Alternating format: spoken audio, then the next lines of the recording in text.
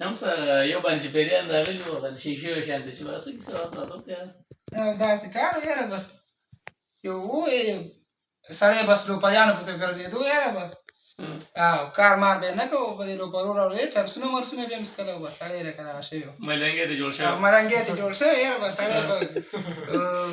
لوپریانو باندې عادت شوی یاره پلار سره به یې لانجې مانجې کولې وو ګوره کور کې به یو غوبل جوړ کړی او پلار سره یې لانجې کولې بس پلار غریب یې ډېر تنګ کړی یاره کور کې به یې روزانه لانجې وي او نو بس سړي په ځان باندې پیریان نه اوس چې چا ورته خبره کوله یاره په ځان باندې چپه راوستله او پلار سره یې لانجې هم کولې یاره او پیریان مې په ځان راوستل نور کور کې به داسې چل مرګ د نظر نه بد رالې هغه به یې ملاله وروره بس سړي بس ورور بس سړی لوپر شوی و نو چرګ مرګ هم د نظر بد رالی به هم ځان ته حلاله او پیریان به پرې راته چپه او پلار یې ډېر زیات تنګ کړی و یاره پلار یې ډېر تنګ کړی او بس پلار یې مجبوره شوی داسې کار یې کړی دي وروڼو ته یې ویلي تره زامنو ته چې سړي باندې پیریان دي او وروره د حلالو نه خلاص کړو ټک کار نه کوي څه او چپې په ځان باندې بیلې راولي او چې کور کې هم څه خوښ شي هغه که نه بس خېټې ته یې اچوي نو به داسې کار یې کړی یاره د ترونه یې پسې داسې ماښام راټول شوي دا سړی ورته کړي وو چې داسې کار وکړو دې صندوق کې به د پیسې کېږو که نه او تپوس به دې وکړو چې صندوق کې څومره پیسې څه حساب دی که رښتیا به پیریان یې لکه ځان یې دغه جوړ کړی یاره چې هغه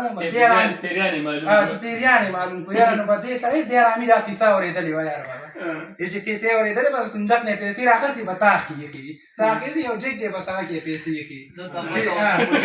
چې خوشته یې ډانګې پسې کلي یاره بس یاره بس پیسې جګ کې ایښې چې ماښام راټول شوي دي بس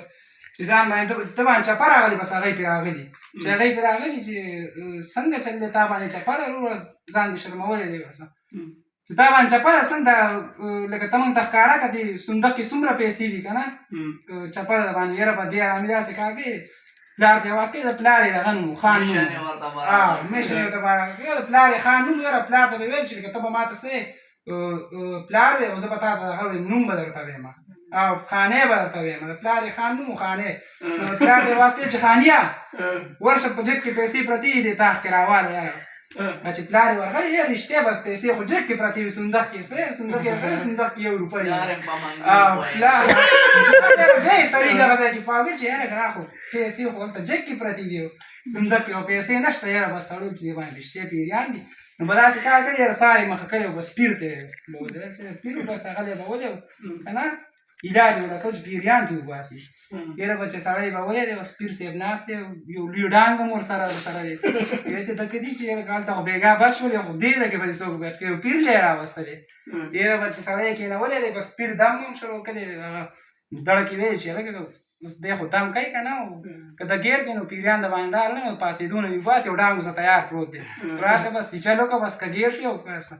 به چې پیر څنګه دم شروع کړي پیر داسې په جګو خپو ناست دی او دم کوي بس دې سړی دا دواړه لاس یې ترې لاندې کړي دي سړی او بس پیر یې دې ځمکې راایستې یاره بس چې پیر یې راایسته یاره بس پیر هلته لټلت والي بس پیر داسې یو 10 قدم اخستې هلته نه یې اواز کوي چې 14 کسان پې